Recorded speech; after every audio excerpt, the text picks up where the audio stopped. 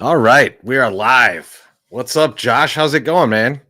It is going. So no technical difficulties. The hyperdrive is working So this far. time so far.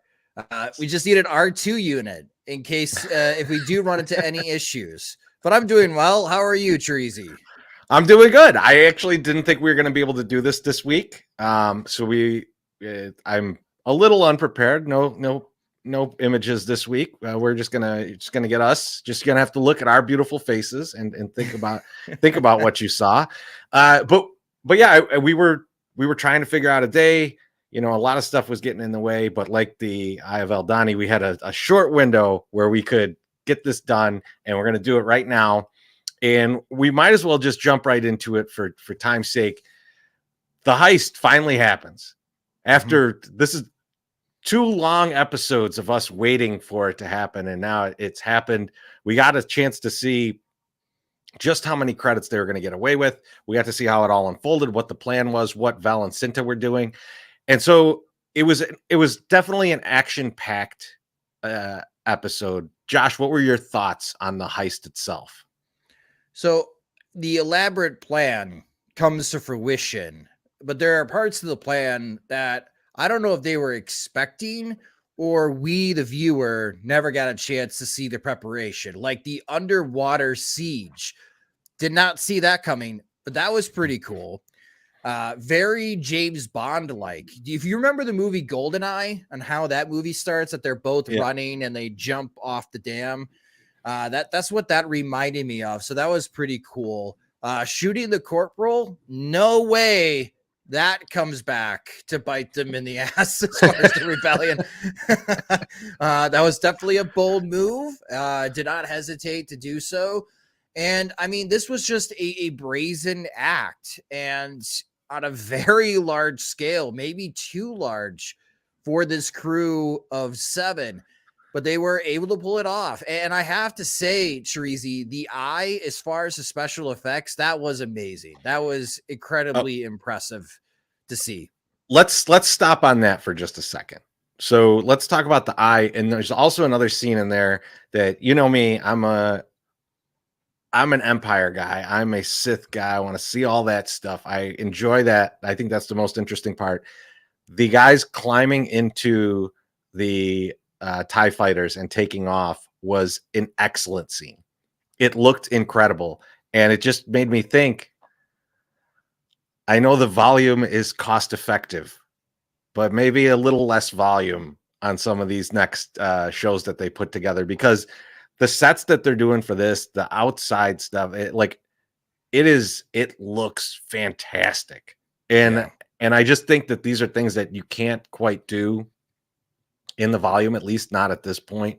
And there's something to be said for that. I like the volume. I think it's a very cool technology. Like, I just think that it should be used sometimes and maybe not as much as it is once you see what they're doing in this show. Yeah. But as far as the heist goes, it worked. I was off. The death count, I was expecting more deaths. Did not get that. Not everyone died, which was my prediction, except for Andor, of course. So more people lived than I was expecting. But I found it to be very entertaining episode.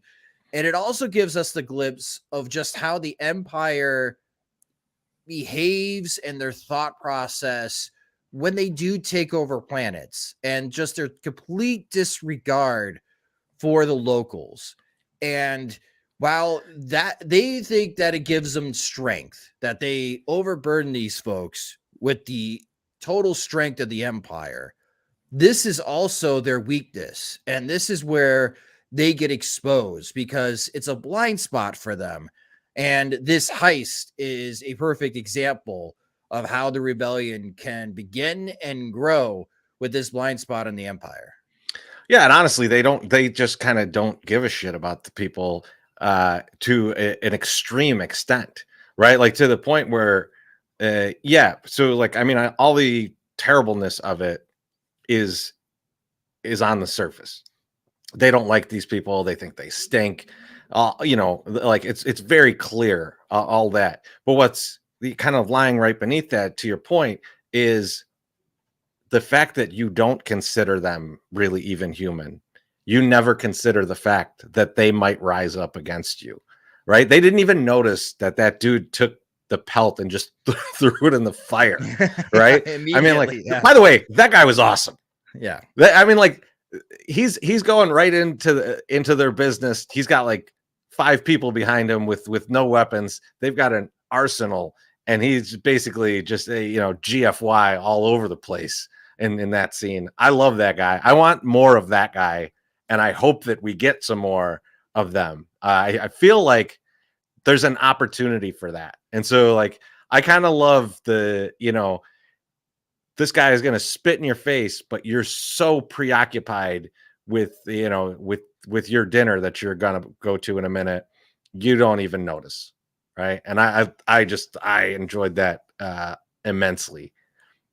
So let's get into you touched on this, but it might have been too big of a heist for them. It really felt like 2 things. One, this was the first kind of thing they ever worked on in terms like there was no build up to this. They hadn't been knocking off smaller things, and now this is the time they're going to make this big heist. This seems to be the first job they're on, which is insane.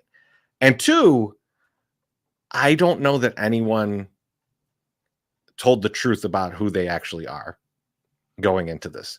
We were kind of laughing about this because so obviously we'll get into the skiing scene afterwards in a minute, but he also mentions, oh, that guy used to be a stormtrooper, and there's no way that's true. It's just like he doesn't get like he doesn't do as poorly in the scenario. Terraman, he doesn't do as poorly in this scenario if he had any military training, which like he knows the steps and everything, but like it seems like if he was a stormtrooper, he was like Finn level cleaning the toilets. Like he was not on the ground, because he does an absolute horrific job in this heist. Well, because he gets killed. Is that why you think he does a terrific job? A terrible job? No, I mean, just like all along, like he seems unprepared for all of the steps. He's getting super nervous that Val hasn't checked in. When they get inside, like he doesn't even notice that like that this guy's about to pull a gun on them. Like all the things that you would think a trained military guy would be able to suss out, he doesn't. And then I mean, asking Skeen to cover you too, maybe that's not a great idea, but I don't think that that's 100% on him. Well, stormtroopers are not well trained at all, and that's the running joke, right? Like they can't hit a target, they're not good shooters, just because. And this is something that we're going to learn as we progress in the Star Wars content. That's what happens when you go from properly curated clone troopers to citizens. Yeah. And the clone troopers were far superior being troopers. The citizens are not at all. And that's why a ragtag group of rebels can beat a whole legion, or at least a squad of stormtroopers in these movies and TV shows. It's just because they're poorly trained, or more times than not, they just don't care. Like they're a stormtrooper because this job pays credits. This gives me lodging. That's why I work for the Empire, because I literally had nothing before with the Republic, and at least I got a job now. I mean, and it goes back to the cheapness of the Empire too. I mean, like as Sox bloggers, podcasters, I think we can relate to the higher ups being very cheap and the results that it provides.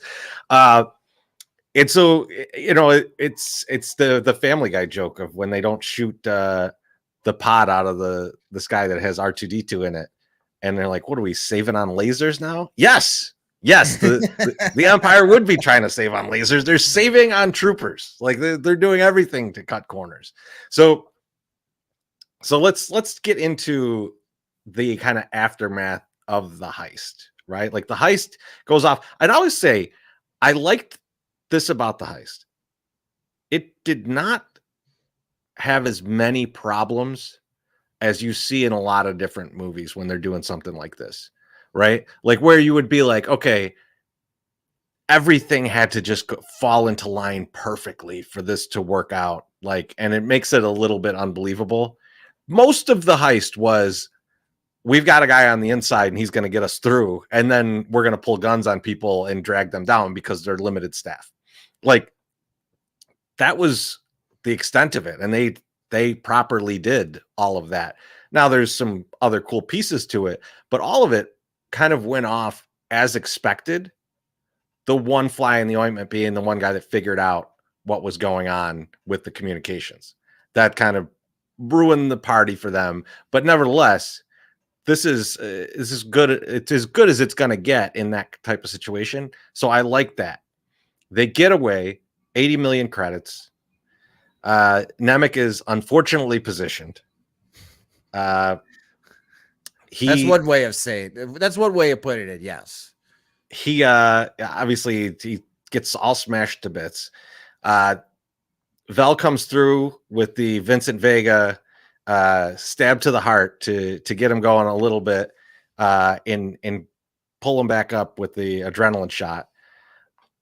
One thing here, Josh, is I did not notice this. I didn't think of this. The internet provided this to me, but the moment when he's telling them how to get out and he's yelling climb, that parallels to K2SO in Rogue One. That's the last thing he tells them when he gets shot down is to climb to get up the and it's a cool parallel that like when Tony Gilroy said no fan service, he lied. There was one.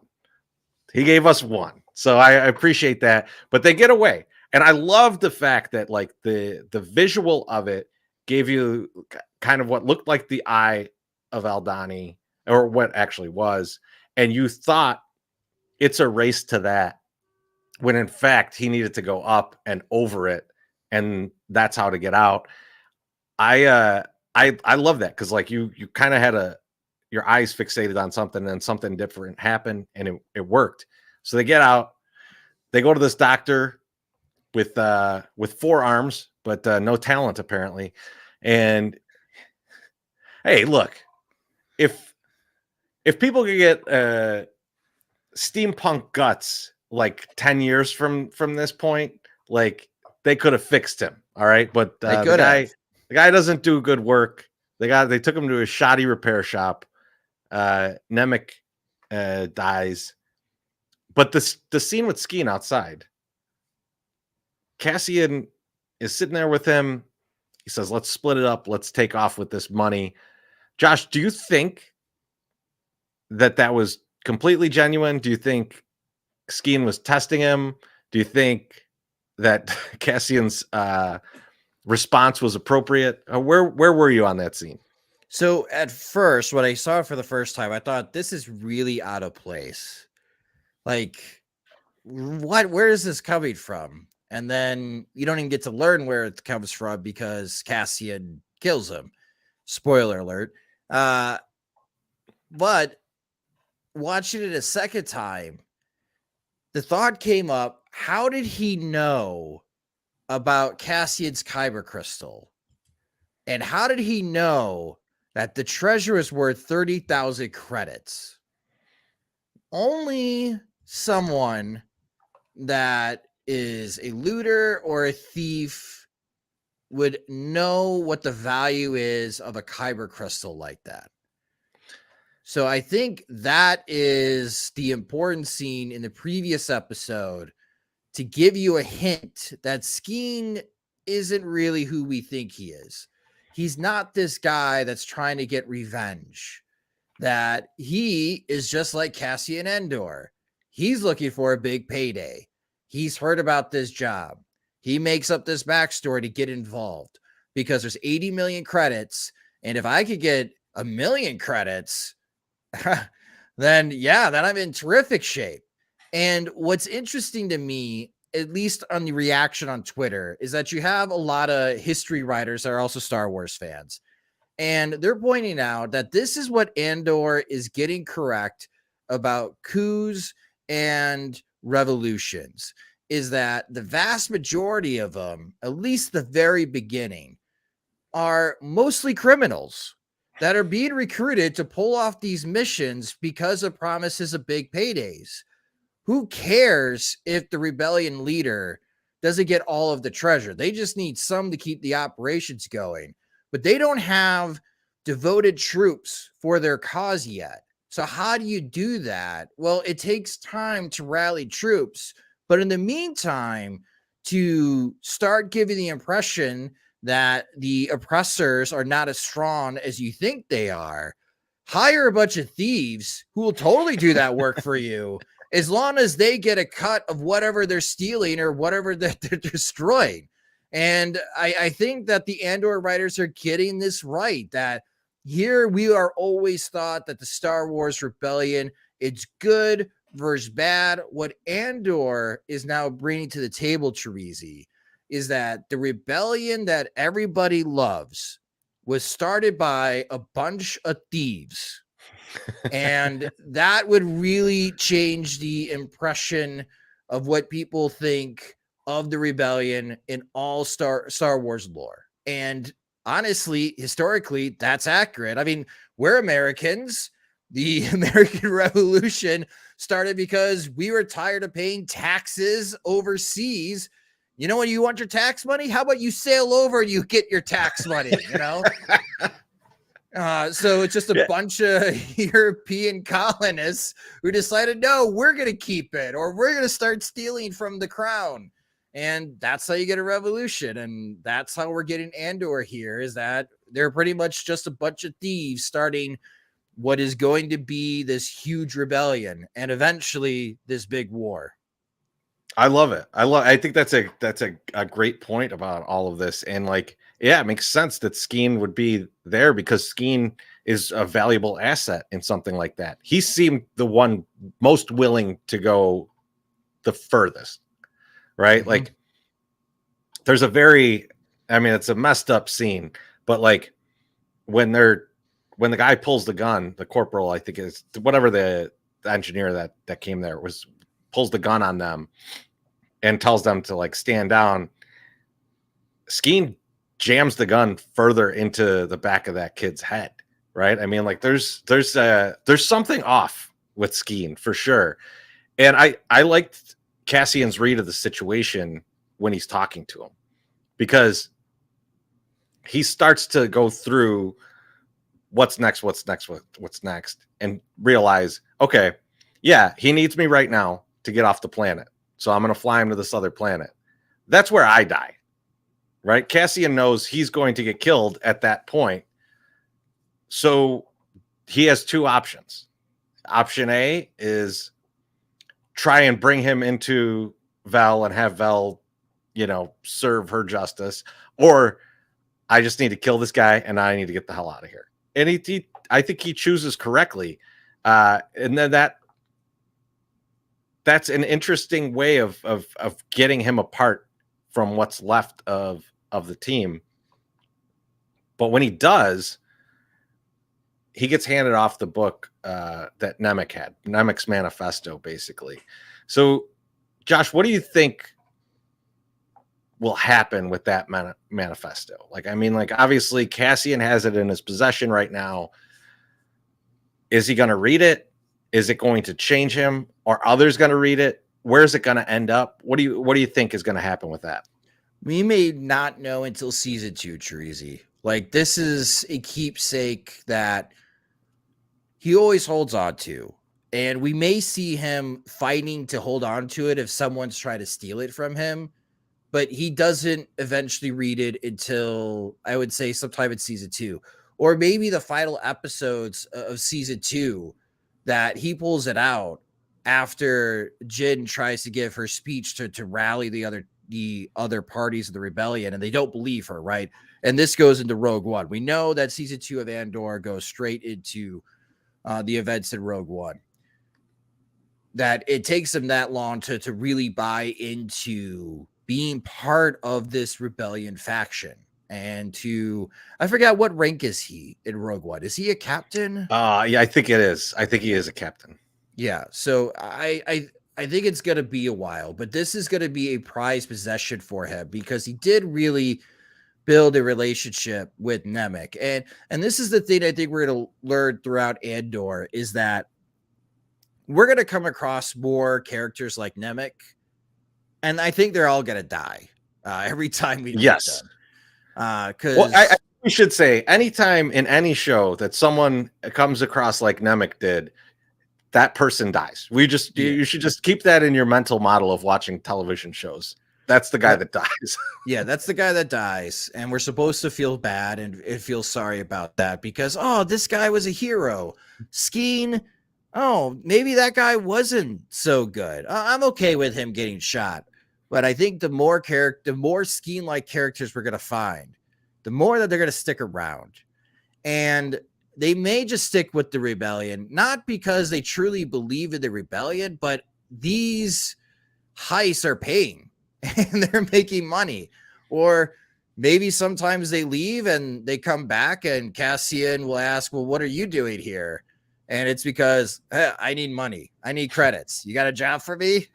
Sure. We're going to go to Jeddah and steal a bunch of Kyber from the Empire. Like that's where it gets really interesting as far as where they could go with Andor in the upcoming episodes or even future Star Wars content. But, you know, in our first podcast for this particular episode, Chirizi, we said that this is a very adult themed Star Wars show. It is not a kid Star Wars show. And that is definitely what we are getting as far as the themes here with this type of show. And there's a lot of people who have been asking questions like, is this show necessary? I think it is. I know we're only 6 episodes in, but I truly think it is necessary because it's giving the honest retelling of how the rebellion was built. And maybe we'll give you future hints on what led it to its destruction when the First Order came around during that saga. I'd like that. I like the parallel of maybe them getting comfortable and understanding like what transpired all along to lead to the point that the Empire could collapse. I have a slightly different thought on the manifesto. And this is just me grasping for something, but I think this would be fun. So there's a few people now that will have video of some of this rebel activity. And Cassian's in all of it. And if eventually they get close to Cassian or nearly capture him, but get the manifesto, I would love for them to misthink that Cassian is the leader of the rebellion, which would have to drive him back to Luthen because like he'd be like, whoa, I don't want this heat. This is not what are we going to do about this? So like I would love to see that kind of like roundabout of like him getting forced back because everyone just thinks that he's leading the rebellion. They have this manifesto that he obviously wrote. And then these videos that are going to go together. But speaking of the videos, so we get to the point of the Empire finding out about this attack or this heist. And then they all gather up and the guy's like, hey, all your butchering ideas on my desk by 10, you know? And so they obviously will have like a holo vid of this. The one guy has the footage from Ferrix, if there's any. And we'll know that Cassian is involved in both of these. Now, Dedra has been talking about how these things are all interconnected. This guy now has the proof. They're not friends. He has no interest in her climbing the ranks. He has every interest in himself. Do you think he's going to go forward and say like, I found this this connection? Or do you think he might even hide it to keep her idea from from becoming an important one? I think he'll hide it and then pursue Andor on his own, like the previous group tried to do and disastrously failed and got innocent people killed doing so. That's how I think it will go down. And again, this part of Andor in this storyline also portrays the faults of the Empire, is that their officers don't work well together as a team, even though they are the same uniforms and there's not a lot of collaboration going. So this is how things fall through the cracks and allows the rebellion to grow, are the faults that we're going to see in the upcoming episodes. So really pay attention to the bureaucracy of the Empire. Nobody really likes bureaucracy because this is a part of the politics and everyday stuff that we all try to escape. But that's why we watch shows like Andor, to escape from real life. But this real life scenario in Star Wars is something to pay attention to, because this also aids into the downfall of the Empire, in which if one cog does not work well, it can seize the machine. I like the idea of him going after him personally. And I because he gets the glory, right? If he finds him and he shows him proof, he's like, look at me, promote me.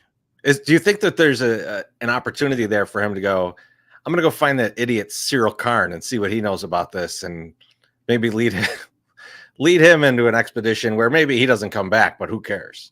He's an expendable piece. You know, I would kind of like to see that. That's how Cyril gets back, right? That's a good point, Sharizi. That's how he gets back, because we've just seen him kick around his Star Wars Cocoa Puffs. And those look delicious, by the way. They do look pretty good. I want some of those. And we're waiting to see who his uncle is and waiting to see what's next for that character. Maybe that's how he gets back into the game. Maybe that guy shows up before Uncle Harlow comes about. And he's like, yeah, Mom, in your face, I'm going to go with this guy. And then this guy tries to get him killed, basically. And then Uncle Harlow kind of goes, hey, this is all garbage. Maybe you want to come over to the rebellion. That said, the Empire is definitely planning something. They've got their best writers on this in terms of writing out how we're going to murder a bunch of people. What is that retaliation gonna look like? And I mean, spoiler alert, if you haven't seen trailers, there's definitely a starship coming in over one of the planets, possibly Aldhani. So what do you think the retaliation is going to look like, and what do you think is going to happen? Yeah, this is a good question. Like the brothels, the bars, and the seedy areas of town are going to get gaslit pretty much. Heavy troops coming in, kicking everyone out, arresting a bunch of people, striking fear back into the settlements or the heavy populated areas of these planets, both mid-rim and outer rim. I don't think we're really in the outer rim. Are we in this show? I don't think Aldhani is supposed to be on the outer rim. I think it's supposed to be mid-rim. Yeah, that's what we're going to see, where the Empire is just going to flex their muscles, and it's just going to be more oppressing acts. And I think that's how they're going to retaliate and just put a lot of pressure on the citizens to cough up that if you don't want to get interrogated or tortured, you better tell us what you know. Like, do you know any cells? Do you know any gangs? Tell us everything that you know. And they're going to be prosecuting a lot of people that may not even be involved, but because they may be doing anything bad or the slightly, slightly illegal things, according to the Empire's eye, they are going to get prosecuted heavily. Yeah, I like that. I think, I think if we go a different way, that they might just have indiscriminate war from above, right? Like that TIE fighter buzzing by them in the earlier episode might just be a taste of what they're going to do when this comes. Like maybe a Star Destroyer comes sitting overhead, bunch of TIE fighters come down, and just firebomb the place. Hmm. Now, that kind of indiscriminate killing, I think, is their style, right? Like, let's blow up a planet if we can. But I think if they do that, the lack of it being tactical leaves my guy with the pelt. That guy's gonna live through it, and possibly leaves a survivor of the heist also alive, which would be problematic if those two are both alive on that planet, rallying that planet against the Empire, and that's Cinta. So let's talk a little bit about those who survived this heist, because it's it's not a lot. More than I thought, though. More than I thought. We both thought it was only going to be Andor. I think I left one other person. I left Cinta, but I left Cinta in a very different scenario. But she is alive, and she does not leave with them. She stays on Aldhani. So what do you think is going on with Cinta, and why did she stay behind? That's a good question. I don't know why she stayed behind, and I'm hoping that we do, because I don't have a good idea why she was left behind. I really don't, Cherizi. Maybe go back to camp and burn everything.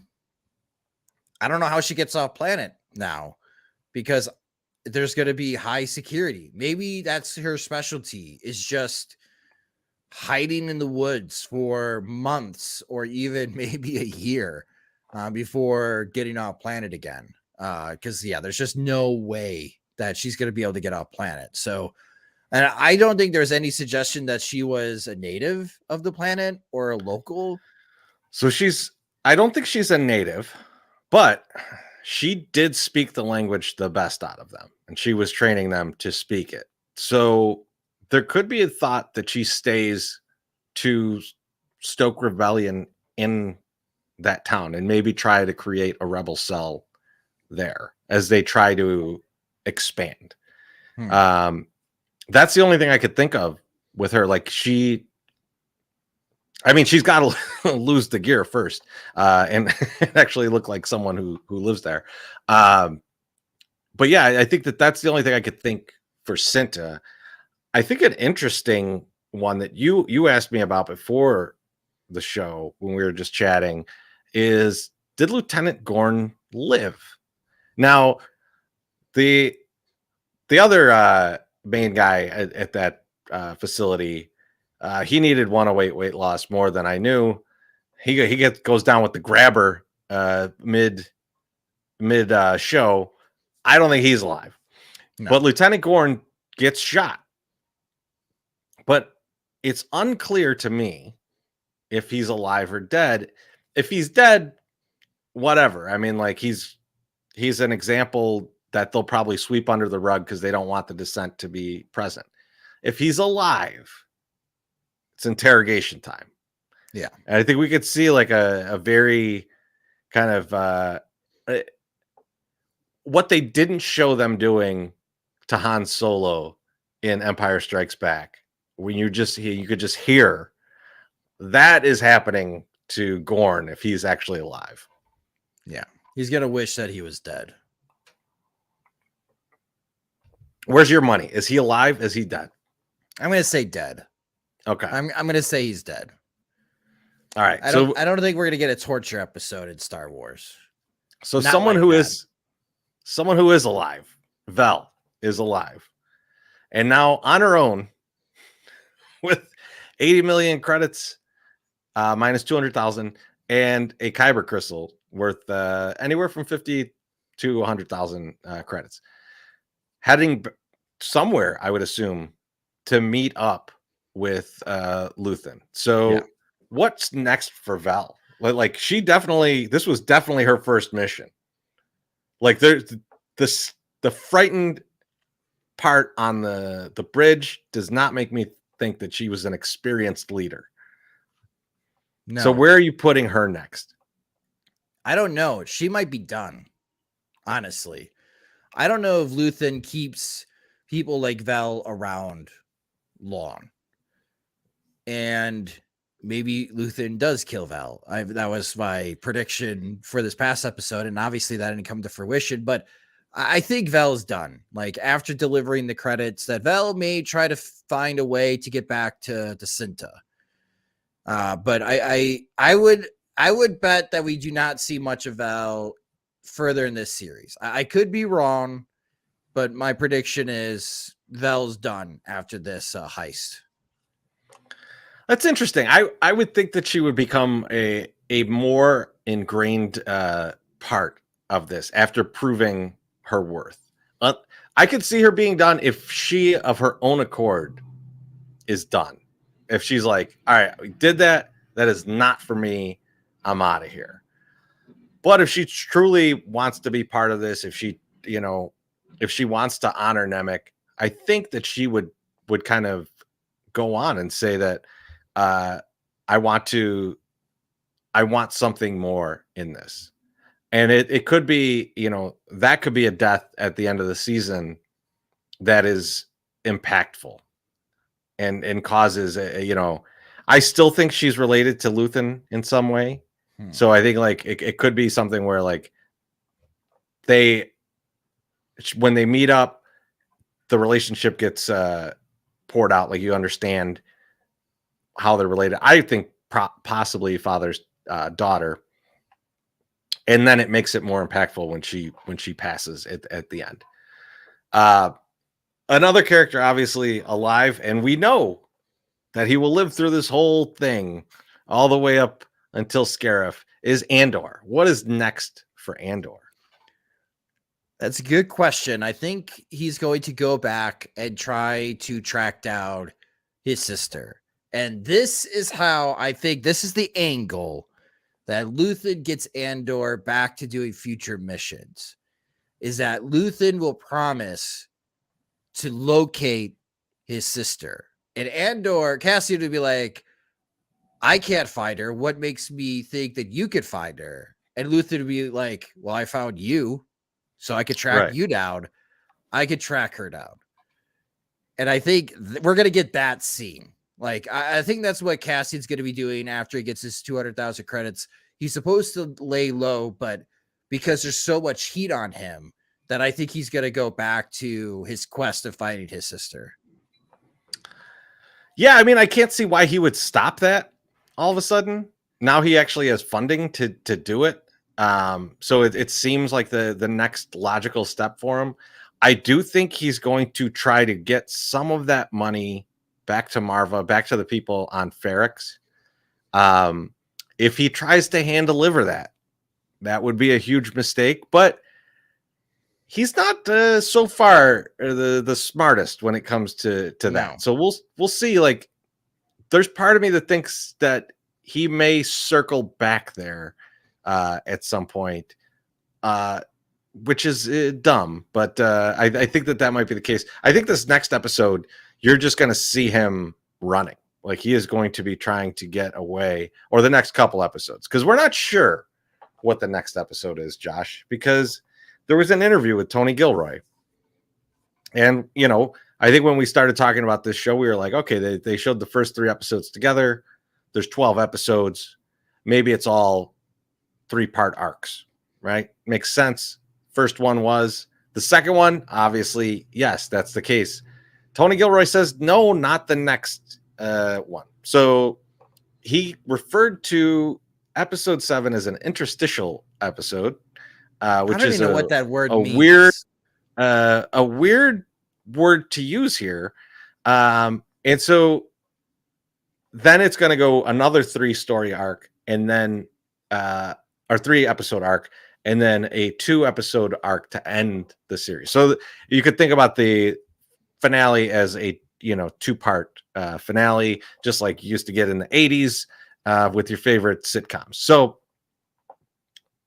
episode 7, it's on its own. What's it going to be about?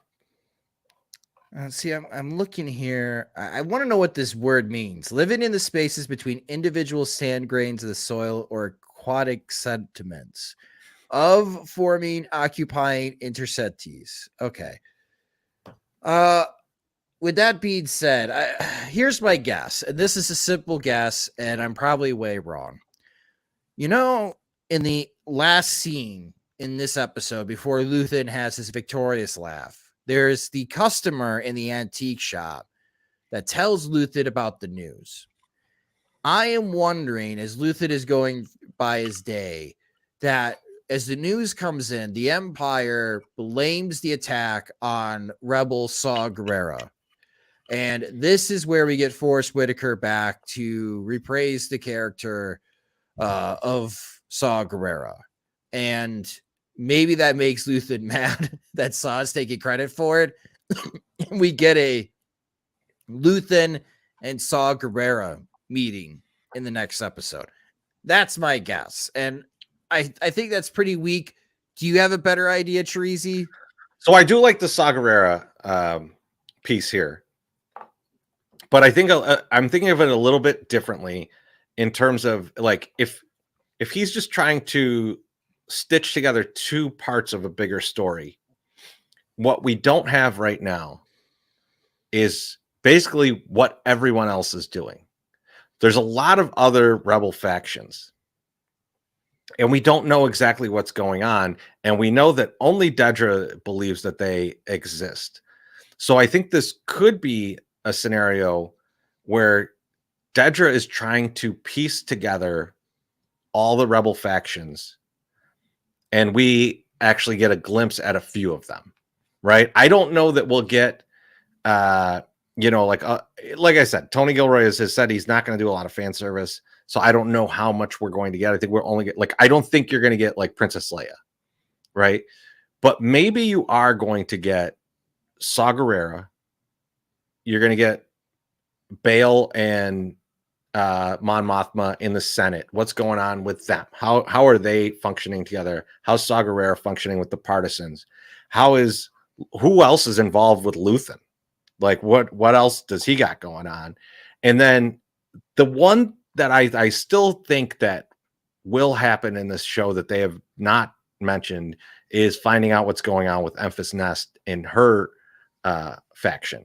And the main reason I think that is because it's very interesting to know what other groups are out there, but also she and Warwick Davis, who are both part of the Cloud Riders, were filming Willow like at the same time as this for Disney. So like it just would be easy.